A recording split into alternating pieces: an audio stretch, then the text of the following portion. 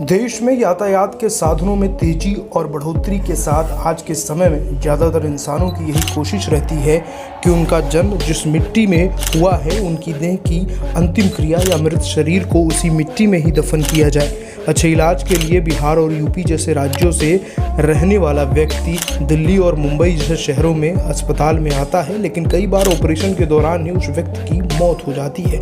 ऐसे में उस व्यक्ति के शव को हवाई मार्ग की मदद से अपने शहर में कैसे ले जाया जाए, यह सब कैसे होता है, जितना आप सोच रहे हैं यह उतना मुश्किल और आसान भी नहीं है। लेकिन इसके लिए आपको कुछ कागजात पूरे करने होते हैं जिनके बिना यह नामुमकिन है, क्योंकि यहाँ एयरपोर्ट में एंट्री तभी मिलेगी जब आपके पास उस मृत शव से जुड़े ये तमाम कागजात होंगे।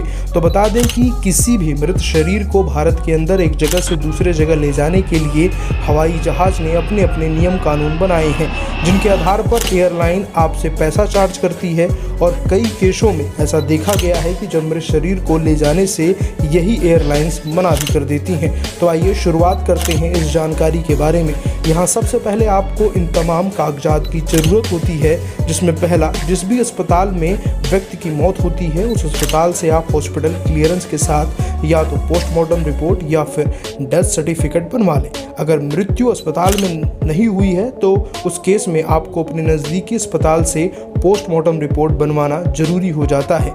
यहाँ आप चेक कर लें कि इन डॉक्यूमेंट पर मृत व्यक्ति का नाम, उम्र, लिंग, मौत की तारीख, कारण जिसकी वजह से मौत हुई है, मृत व्यक्ति का पता, कोई आइडेंटिफिकेशन मार्क अगर है तो, या फिर डॉक्टर का नाम, डॉक्टर का सिग्नेचर उसकी सील के साथ और डॉक्टर रजिस्ट्रेशन आईडी और उसका मेडिकल लाइसेंस नंबर, यह सब इन कागजात में होना बहुत ही ज़रूरी है।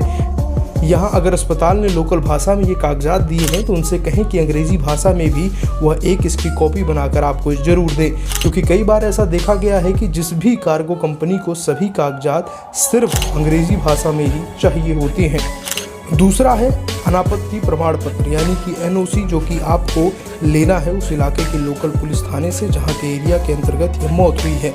याद रखें कि इन NOC पर पुलिस का स्टैंप ध्यान से लगवा लें, नहीं तो आपकी NOC मान्य नहीं मानी जाएगी। अगर मौत नेचुरल कंडीशन में हुई है तो ऐसे में आपको पुलिस थाने से FIR की कॉपी भी लेनी होगी, जिसमें मृत शव के बारे में सूचना होगी।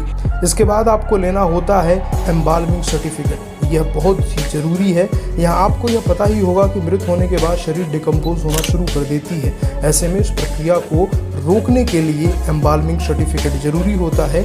इसी के साथ आपको कॉफिन बॉक्स का भी इंतजाम करना होता है और मृत शरीर को उसमें रखने के बाद आपको कॉफिन सर्टिफिकेट भी लेना होता है। यहाँ ध्यान दें कि वह कॉफिन बॉक्स को इस तरह से पैक किया जाए ताकि कार्गो क्लियरेंस मिलने में आपको आसानी हो जाए। अब यहाँ ध्यान देने वाली बात यह भी है कि आप इन सभी डॉक्यूमेंट की फ़ोटोकॉपी भी करवा लें, क्योंकि आपको रास्ते में से कई जगह आएंगे जहाँ आपको ओरिजिनल डॉक्यूमेंट दिखाकर फ़ोटोकॉपी देना होगा। अब आपको जाना होगा या तो एयरपोर्ट या फिर कार्गो कंपनी के ऑफिस में, जहां कंपनी आपके सभी डॉक्यूमेंट को देखेगी जो कि मृत शरीर से जुड़े हुए हैं। उसके बाद ही आपको क्लियरेंस मिल सकती है। यह सब आपको फ्लाइट की टाइमिंग के 3 घंटे पहले करना ही होता है।